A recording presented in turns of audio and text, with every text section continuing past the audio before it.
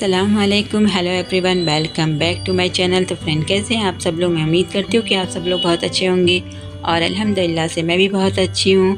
तो आज का ब्लॉग शुरू हो रहा है। रात के बज रहे हैं 7 और मैं बना रही हूँ खाने में बना रही हूँ पुलाव, क्योंकि एक बाजी गई थी मटन लेने तो वो मेरे लिए भी मटन ला दी हैं। उनको पता था कि मैं बारिश में कहीं निकल नहीं रही हूँ, इसलिए उन्होंने ला दिया तो अब बना रहे हैं, वरना सब्जी बनाते। तो चलिए बना लेते हैं। उसके लिए प्याज काट लें, उसको उबालने के लिए रख दिए हैं। सारे मसाले खड़े डाल के प्याज लहसुन अदरक डाल के उबाल ले रहे हैं और यहाँ प्याज काट रहे हैं हम। आज जब बाजी हमें मटन ला के दी तो हमें एक पल के लिए ऐसा लगा कि बताओ, बाप के होते हुए ही भी मेरा बच्चा और हम लोग यतीमों की ज़िंदगी गुजार रहे हैं। मेरा बच्चा यतीमों की ज़िंदगी गुजार रहा है।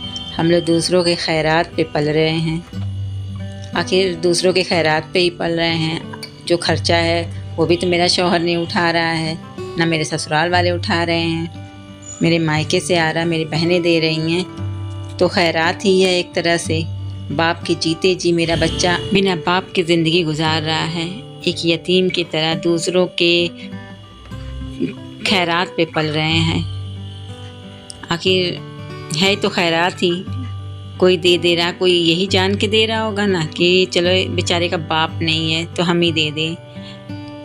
तो वो तो अय्यासी कर रहा है, सारा नोट ले जाके, सारे मेरे ज्वेलरी ले जाके अपनी रखैल के साथ अच्छी ज़िंदगी काट रहा है। और यहाँ हम और हमारा बच्चा हर एक चीज़ के लिए हम लोग तरस रहे हैं।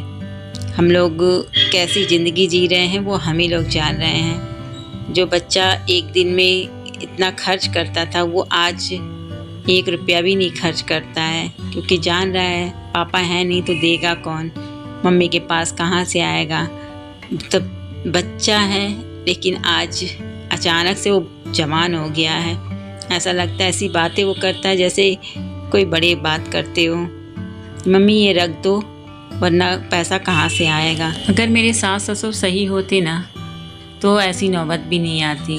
अरे वो देखते उनका लड़का हमारे पोते बहू के साथ गलत किया है तो वो बहू का साथ देते, बेटे का नहीं, और कहते कि हाँ तू जिसके साथ गया है जाके रह उसी के साथ। मेरे बेटे, मेरी बहू और मेरा पोता मेरे साथ रहेंगे, हम बेटी बना के इसे रखेंगे। तो हमें भी लगता है कि चलो शौहर नहीं, कम से कम सास ससुर माँ बाप बन के हमें रखे तो हैं, उन्हीं के खिदमत करने में अपनी पूरी ज़िंदगी का गुजार देते। लेकिन वो सब तो और धोखेबाज निकले। लड़के के आते ही सब पार्टी बदल लिए। उसके बाद अपने लड़के से ही वो मेरे सामने बोला कि अरे इसको तो हम ज़्यादा जाने नहीं देते थे कि तो तुम्हारा पता लगा सके। तब हमें समझ में आए इन सबों की बात होती थी। यहाँ से जाने के बाद भी बाप बेटे और पूरे ख़ानदान की बात होती थी फ़ोन पे कि वो कहाँ है, कैसा है, या हम क्या कर रहे हैं यहाँ पे, क्या नहीं कर रहे हैं। ये सारी खबर मेरे सास ससुर उसको देते थे, नहीं तो वो और जल्दी पकड़ा जाता। वो तो जब हम किसी को कुछ बताने ना लगे तब वो पकड़ा गया, नहीं तो अगर सास ससुर से सारी बातें नहीं बताते, कहाँ जा रहे हैं, कब जा रहे हैं, सब डिटेल में वो लोग पूछते थे, ये सब बताए नहीं होते तो बहुत पहले मिल गया होता। बाद में समझ में आया कि मेरे सास ससुर ही सबसे बड़े दोगले किस्म के हैं, जो अपनी औलाद की गलती को भी नज़रअंदाज कर रहे हैं। खुद की बेटी के साथ होता तो कैसा बीतता। किसी की लड़की के साथ ऐसा कर रहे हो, अल्लाह करे कि तुम लोग की लड़कियों के साथ भी ऐसा ही हो, तब दर्द पता चलेगा कैसा दर्द होता है।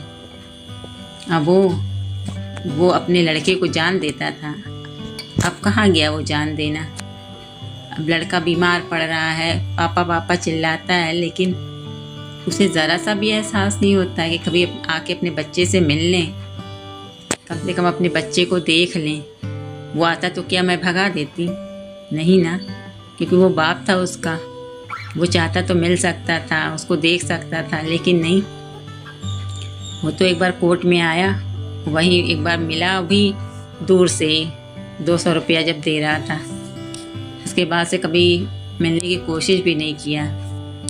उसका घर था, अपने माँ बाप के पास आता, बच्चे से मिलता, तो कोई कुछ नहीं कह सकता था, क्योंकि तेरी भी औलाद है वो।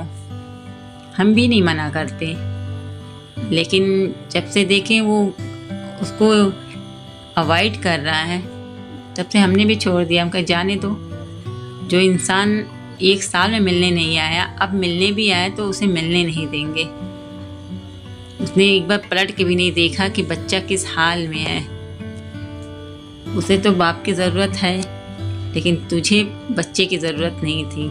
और अल्लाह करे कि तुझे बच्चे की ज़रूरत ही ना पड़े, कभी तुझे बच्चा ही ना हो कोई, नुसैब के अलावा तेरी कोई औलाद ना हो। क्योंकि जिस तरह मेरा बच्चा तड़प रहा है बाप के बगैर, वैसे तू भी तड़पे बच्चों के बगैर। इसमें सारी गलती तो मेरे सास ससुर की है।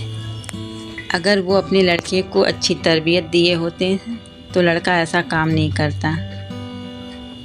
और चलो कर भी लिया तो गलत को गलत कहो तो वो भी नहीं हो रहा उनसे।